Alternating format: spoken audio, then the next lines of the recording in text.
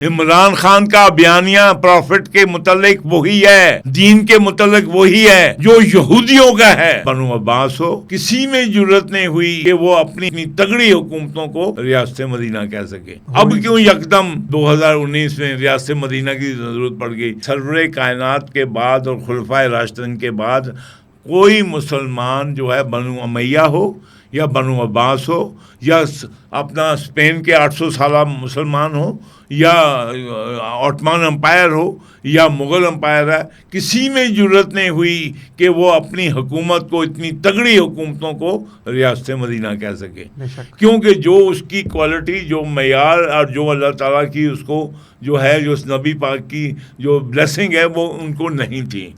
अब क्यों यकदम ये जो है 2019 में रियासत मदीना की ज़रूरत पड़ गई और इमरान खान को याद आ गया? अब सुनिए, क्योंकि इसका बयानिया जो है वही है जो कि उन यहूदियों का बयानिया है जिन्होंने हजूर की तकज़ीब की। इमरान खान का बयानिया प्रॉफिट के मुतल्लिक वही है, दीन के मुतल्लिक वही है जो यहूदियों का है।